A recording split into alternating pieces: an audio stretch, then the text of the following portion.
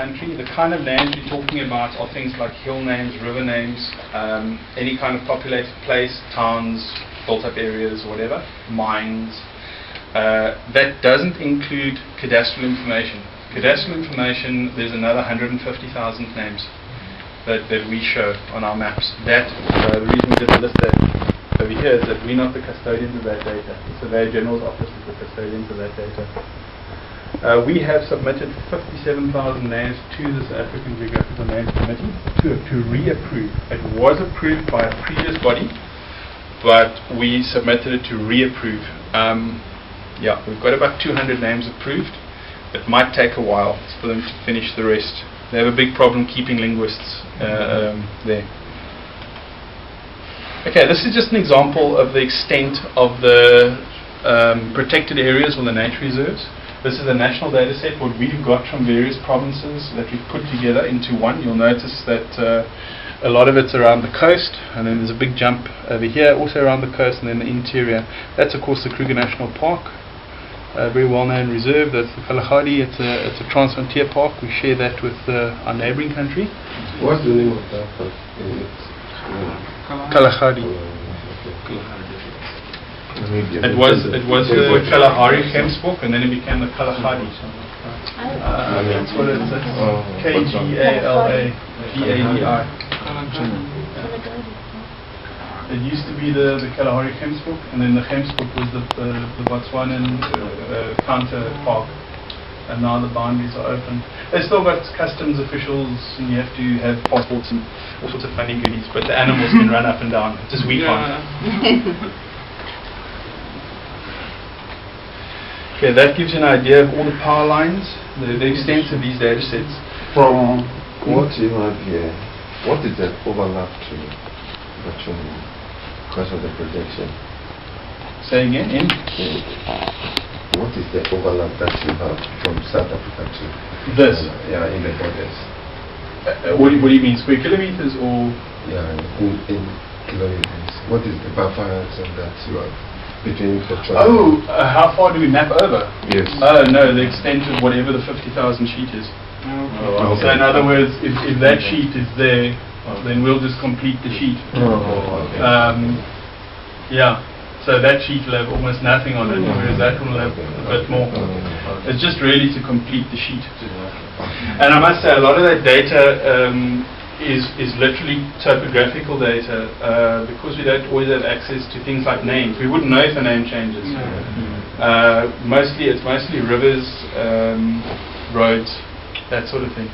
On the ground, what you can see off an aerial photograph.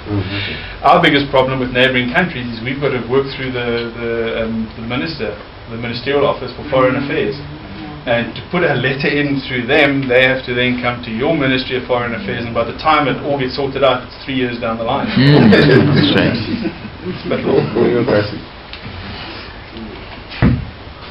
Okay, this is an example of a 50,000 map with cadastral information overlaid and a nature reserve information.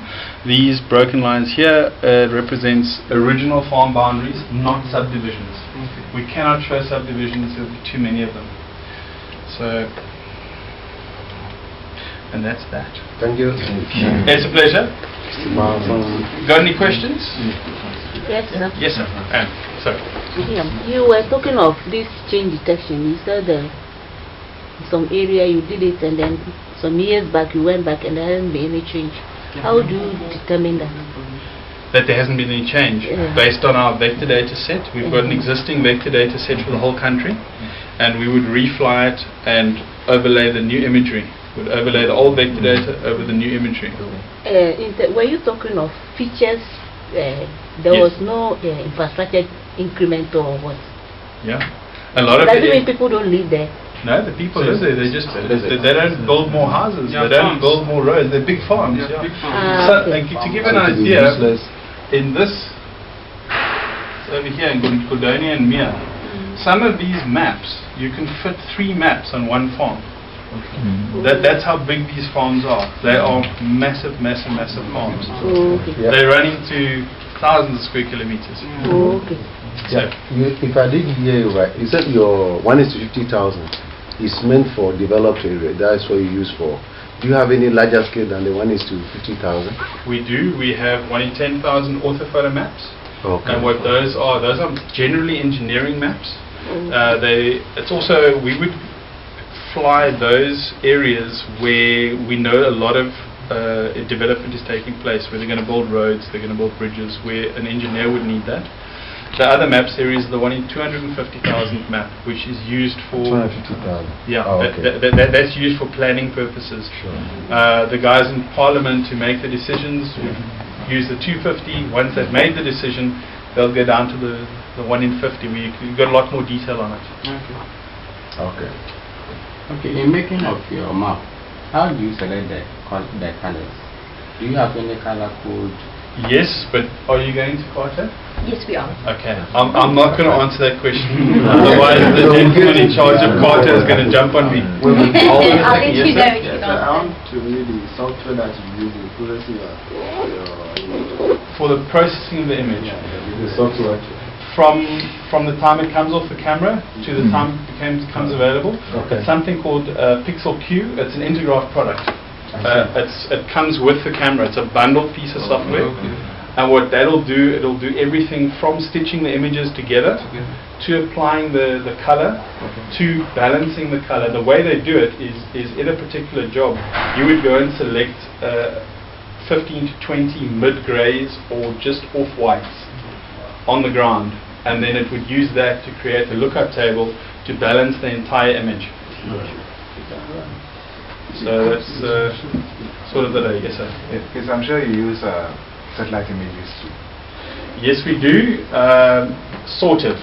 What we do with the satellite imagery is we use it to update the 1 in 250,000 map series, mostly. We could use it for 1 in 50, but we, instead of funding SAC, who is the South African Satellite Application Center, we funded them for the last 5 years. 3 years ago we withdrew funding from them in favor of buying our own digital camera. We still fund them a little bit because we get imagery from them for our 250,000 map series. But you have to, in your mind, you have to break the series between small scale, which is 250, 500 and a million, and large scale, which is your 50, and then your ultra large is your 10,000. So that's the big cutoff. Yes, sir. Have you ever superimposed your rectifier image on Google map before? And We have. To determine the accuracy of the image. Google Earth is not accurate at all. What we've done a number of little tests. We have superimposed our trigonometrical beacons. We have superimposed cadastral information. We've even superimposed contours to see of the terrain, whether or not it's correct. The biggest problem Google Earth has is they're doing the entire world. Yes. So they have to generalize the geoid a lot more than what we would. Very well. Yeah. Thank you. Thank you. But for a quick and effective means of distributing information, it's a very good method. If you're giving it to somebody that doesn't have a GIS system, but they want to see spatial data, we often write KML files for people. And the other thing we do is a couple of times we phone people at, let's say, nature reserves. We say, show us your boundary. So, how do I get it to you? Quick lesson on how to use Google Earth. Put in a few points, export a KML file, email it to us. And it's a quick and nasty GIS system. The question, excuse me, sir. If I'm a private man and I want to acquire data from my project, a private man, I want to acquire data from you for my project. What's the procedure? Procedures that you have to pass through, and maybe it's related. You're going to go to Map Sales, your last stop. They will tell you everything you need to know. What I can tell you is our data is incredibly cheap. In fact, it's free, most of it. So, unless you come here and you want everything we own, you better have a lot of hard drives. Okay. But yeah, our data is free. We try and make it available with as minimal cost as possible.